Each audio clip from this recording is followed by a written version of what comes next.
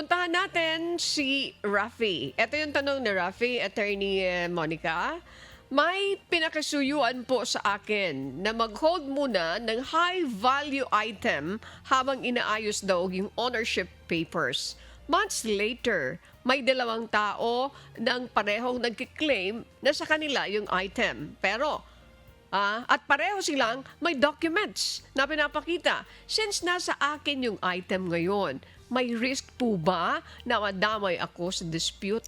Ano ba ito, attorney? Bakit dumating sa punto na dalawa ang mayroon na, Miss Jackie? Dalawa yung mayroon na dokumento. Paano to? Paano mo madidetermine? O sige, attorney, anong sagot natin dyan kay Ruffy? Alam mo, madalas itong nangyayari sa mga usaping ng mga properties, no, dito sa Philippines. Pero sa kaso ni Sir Rafi, kung simpleng pinakiusapan lamang siyang mag-hold ng high-value item or property, maaari niyang maiwasan na madamay sa dispute or alitan ng dalawang claimants na dalawang claimants ng property na yun sa pamamagitan ng paghingi ng tulong sa korte. So meron tayong tinatawag na interpleader. Ito yung isang legal na solusyon na kung saan ang isang neutral holder ng property ay maaaring humingi ng tulong sa korte at ipaubaya dito ang pagdedesisyon kung sino talaga ang may karapatan at tunay na nagmamay-ari ng item or ng property na ito.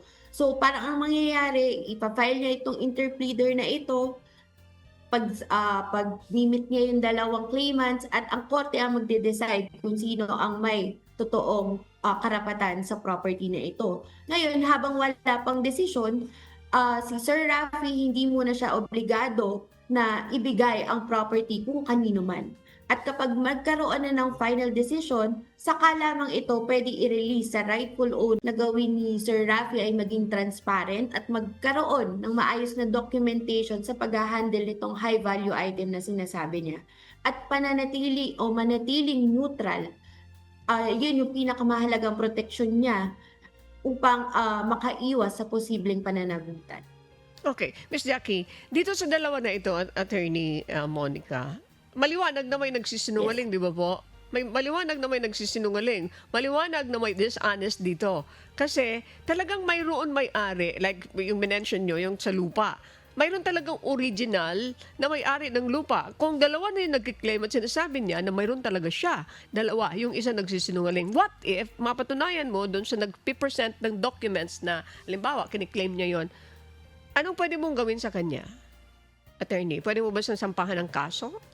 Anong pwedeng gawin dahil doon sa pagtamo niya, pagkakaroon niya ng mga matatawag na natin na mga, is that fake documents? Pwede bang akusahan natin siya na nagtataglay siya ng mga fake documents, attorney?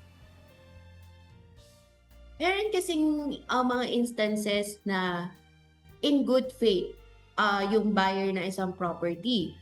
So, pwedeng ang mangyari, kailangan nating i-identify muna kung paano niya nakuha yung property or titulo o yung mga papeles sa property kasi maaaring in good faith niya na-acquire yung property. So, if in good faith, meron tayong mga prosesong gagawin dyan.